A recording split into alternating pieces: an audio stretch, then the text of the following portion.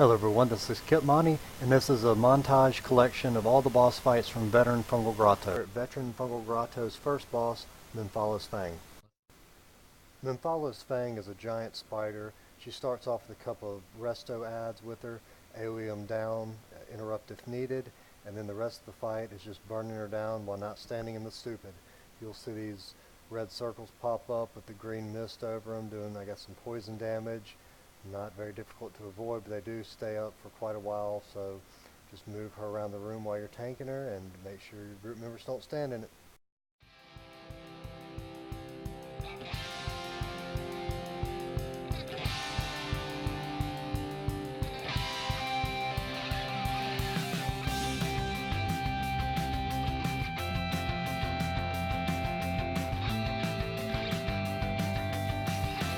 Second boss of Veteran Fungal Grotto.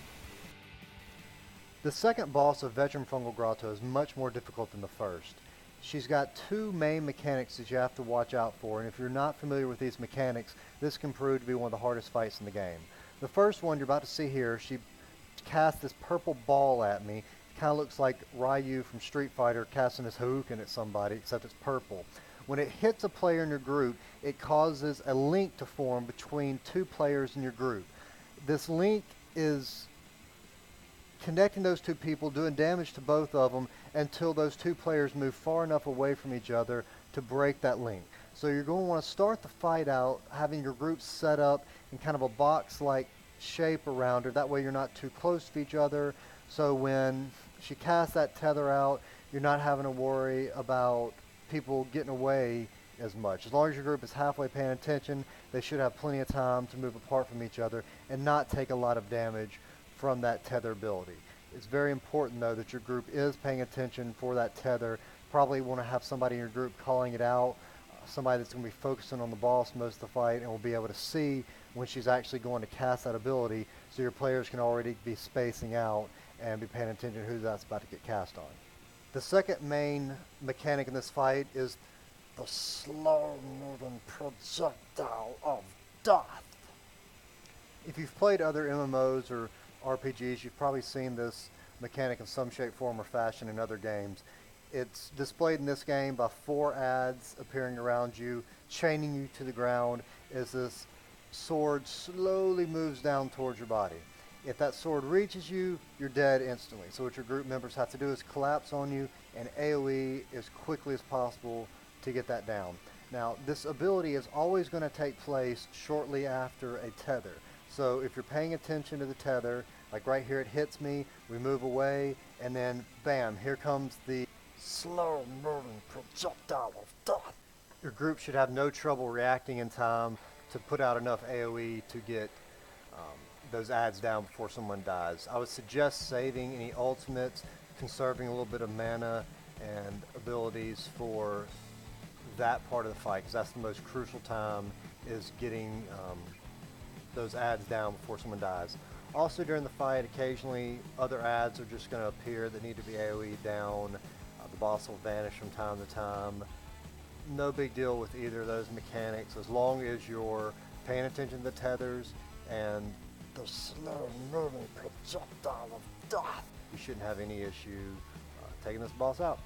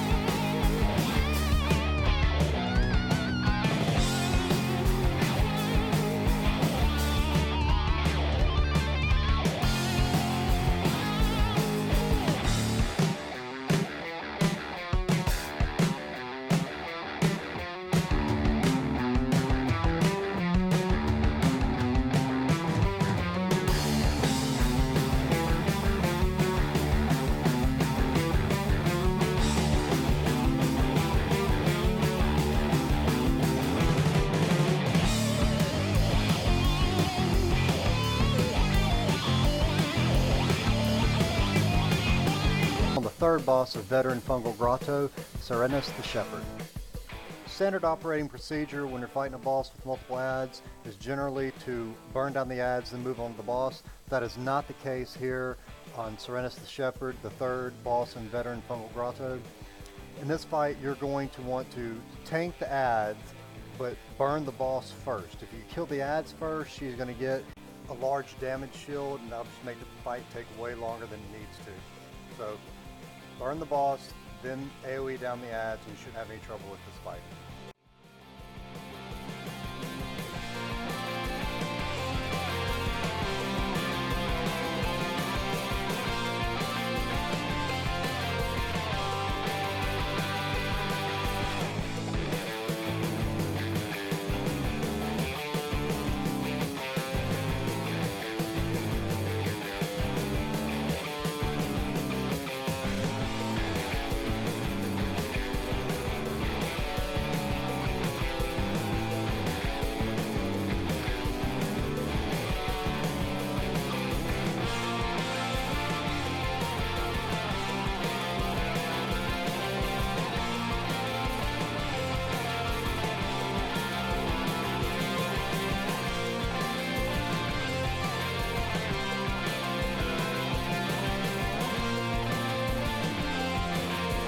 Fourth boss of Fungal Grotto on Veteran difficulty, the Spaanima.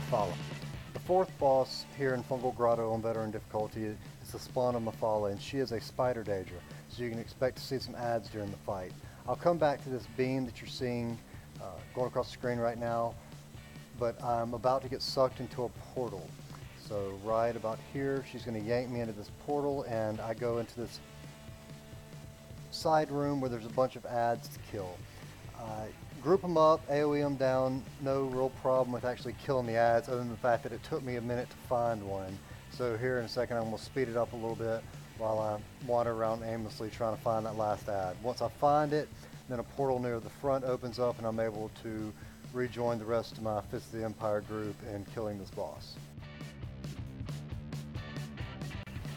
Now I get to join the rest of my group in the main boss fight. You'll see that beam of light going across the ground that I mentioned earlier.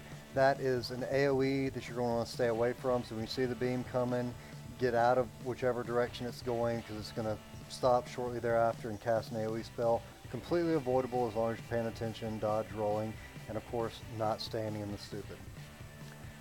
What we figured out is that portal is going to suck in the closest person to it. And we went through a couple of times in the fight and tested this by having different people stand at different places, and sure enough, whoever was closest to the spot where that portal initially appears is going to be the one that gets sucked into it. So you're probably going to want to have one of your DPS be the ones going in there, preferably be somebody with a lot of AoE, so you can quickly burn down those adds and get back out to the rest of the fight. She will also periodically cast an AoE around her. You'll see her charging it up, red circle will appear on the ground, roll out, no problem there. And later in the fight, instead of one beam, it'll be multiple beams. It just comes down to situational awareness and not standing in the stupid.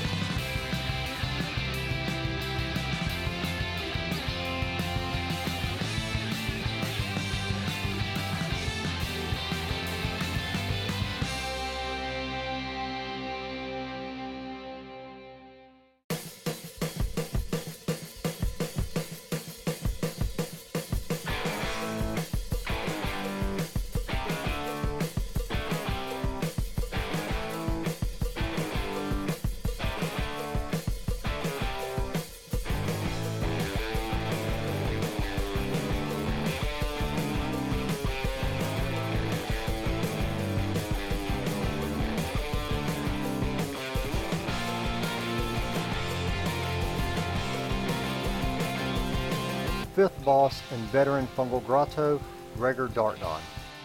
Gregor Dartdon is a pretty easy fight compared to some of the other bosses in here. All you really need to do is group up on top of him for AoE heals. He will cast an, I'm going to call it an area of effect ability. It actually targets everybody in your group and deals health damage and magicka damage to the person. So you're going to see your health bar and your magicka bar both draining down, but that's easily compensated for by a couple of healing circles that are hitting everybody. Shortly after he casts that ability, he is going to cast this that you're seeing right there, where he swings his weapon around his head a few times. It does a pretty heavy amount of damage, so everybody's going to back up a few steps. The area of effect on that is not very big, so as long as you're not standing in the stupid when he starts swinging his hammer, you should be just fine. He will do a power attack during the fight, which you've seen 1,000 times, but his hits pretty hard. Granted, I'm wearing light armor, but if I try and block his attack, then I get hit for like 80% of my damage. Popping immovable before I get hit with it only dealt me 60% of my damage. So as long as you don't take this to the face without mitigating any of the damage, you should be just fine.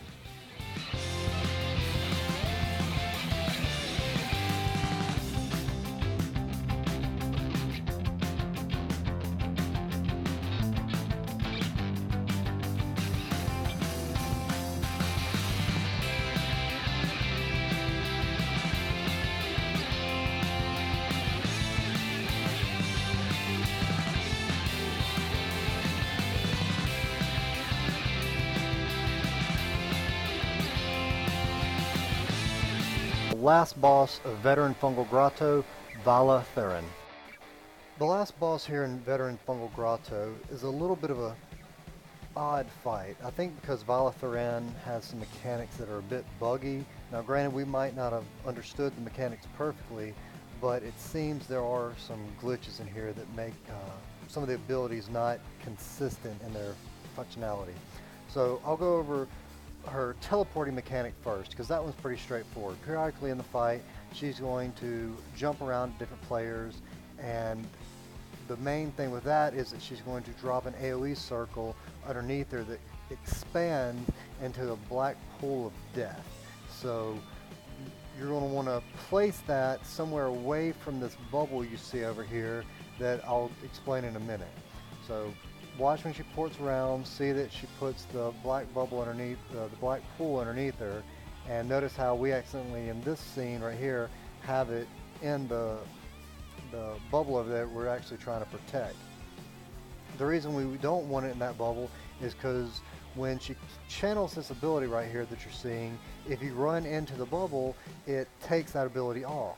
Now sometimes it seems that we would run in there and the damage would stop coming through, but the graphics would still be showing it as channeling on us. So again, I'm not sure if we completely understood the mechanics or not, but as you'll see later in the fight, we're pretty consistent about lining up next to the bubble.